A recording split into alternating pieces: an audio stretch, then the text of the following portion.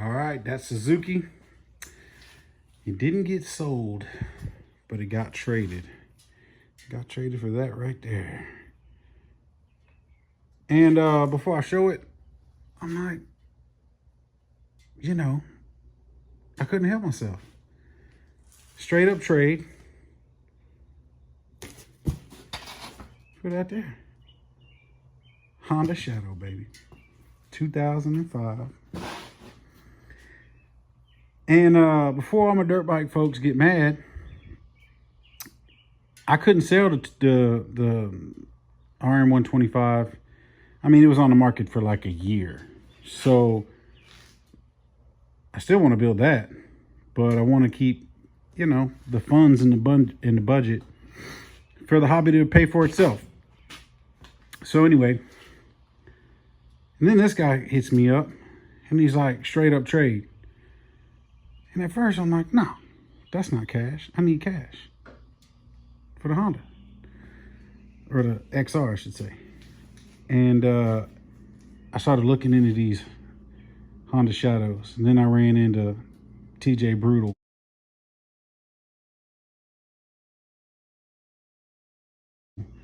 And Casa Customs. And I mean, it was hard for me to turn it down. So we got a straight up trade for RM125 to a 2005 Honda Shadow VLX 600. Everything's blacked out. Well, I should say the rims have already been blacked out. He blacked out the speedometer, cup for the light bulb.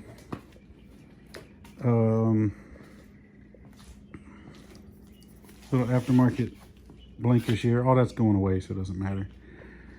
It has been dropped once, for sure.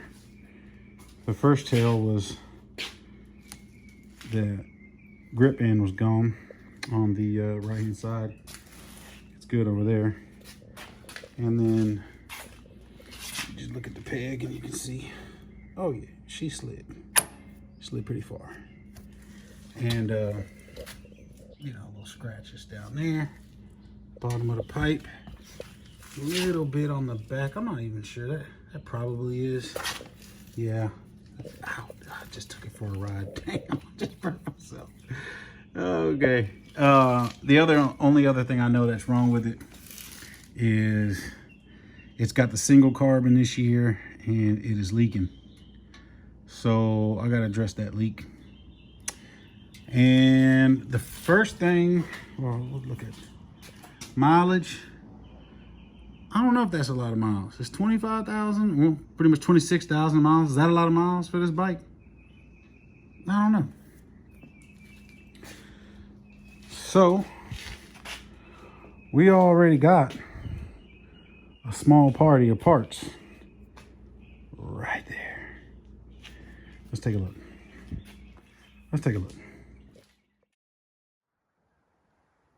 All right, we got everything laid out. No other projects on the books. So this is the next to do. Gonna go with like an army green kind of look to it. I think I'm gonna keep the stock pipes. I already drilled out the baffles.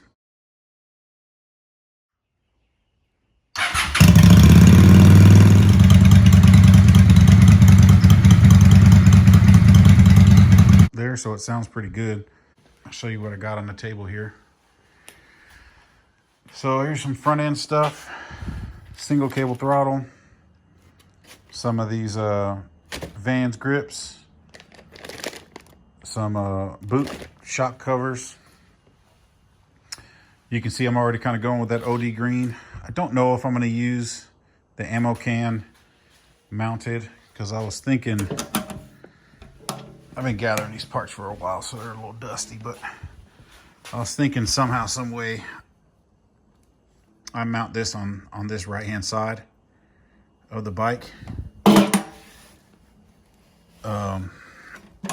And that's a baby, because I'm not 100% sure. if I'm gonna mount this or not. But anyway, let's go back over here. Just a little run to the gas station kind of a helmet. Some OD green gloves. I got these levers. I kind of liked them. We'll see if I still like them when I put them on the bike.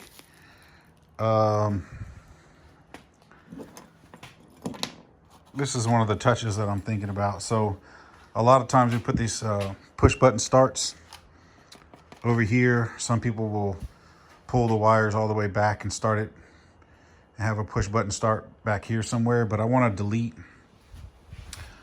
all of this up front except for the brake. So it'll just be the throttle cable and the brake, and reroute instead of a push button, this is a pull switch. I don't know if it's going to work or not, but it's like for a what do you call it, ceiling fan kind of deal. But on the chain, I was thinking about putting this little baby grenade. So basically you pull the grenade to start the engine. I thought that'd be pretty fun. I was thinking about integrating one of these old school can openers that we used to get in the MREs into the build somewhere, somehow. Not sure. Moving back over here, the TJ Brutal's rear fender kit. There's all the hardware that goes with it. There's some the rear turn signals that I plan on mounting on the fender. There's the bobber seat. It's a, you know, kind of like a fake gator kind of look to it. There are the springs.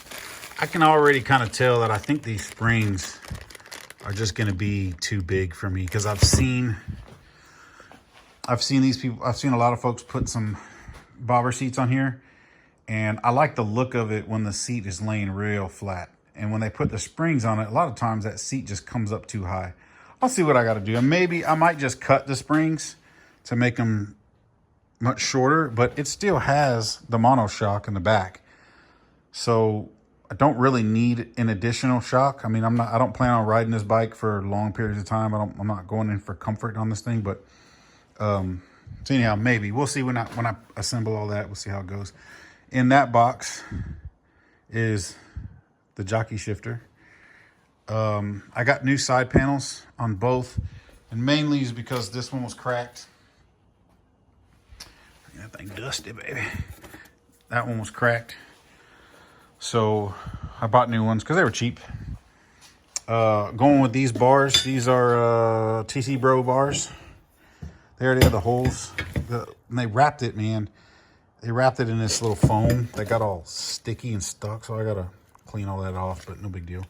They're pre-drilled, so if there's any wires that I want to run through them, I can, but I don't really think I'm going to have much wires going through them, because the right-hand side over here, that clutch will be deleted. I think I can just bypass this clutch switch if it's not bypassed already.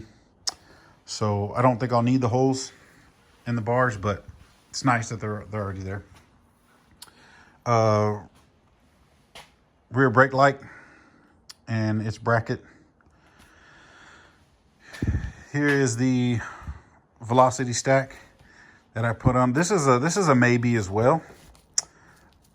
There's the coolant overflow if I delete all of that.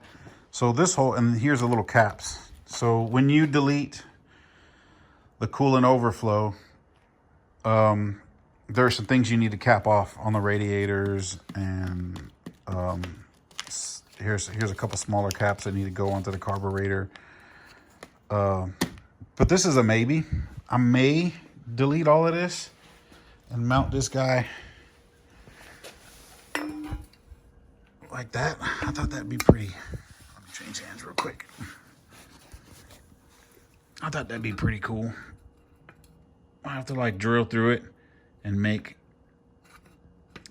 just put the hose in it so it'll function, because it has a sealed portion here. Oh, let me see. Anyway, I like the stock look. I mean, it looks good. The bike is clean in this fashion. Everything's covered up. You don't have a whole lot of wires. The only thing that has a lot of wires and stuff is the front end, which I'm already going to get cleaned up. The rest of the bike, it looks a little bit rat roddy, kind of, once you delete this whole air box and then put the velocity stacks right there, which I like. I like them both ways, so that whole air box will get deleted, and I'll stick that velocity stack in there, rejet the carburetor, and then you have to clean it up in there because there's tubings and stuff that I got to get all deleted, which those are for what I was saying earlier, what those caps are for. And then in the process, you have to delete this overflow. There's a tank down there. Where's it at? Right there. Your coolant overflow tank. So I think I'm going to build it with just doing the front end first, throwing on the bobber seat, and then saving that section for last. Or making that decision before I decide to strip the paint and paint the fenders and paint the gas tank and the side covers. But that's all I got, man. Everything's ready to go pretty much. Shouldn't take that long. I'd say, I don't know, 16 hours or so. Couple of long days. I'm guessing. We'll see. All right. Look at this. You can filter through your models. Look at all these models for the shadows that you got. Right? Max Performance Kit. Fuel tank kit. All of its accessories. Fender kit. Headers. More headers. Jockey shifter. Outlaw shifter. Risers. Rebuild kits for the carbs. Sissy bars with fender kits. You can just do the fuel tank. That Springer kit that's here. Different style exhaust, high-lows, shotguns, velocity stacks, pegs, black pegs, brass, silver, electronics tuck-away kit. That looks a lot nicer if you're trying to get rid of the side covers that they come with. But it also comes with that battery box, which is kind of nice. You get to tuck that down and away. So many options. 15% off on everything.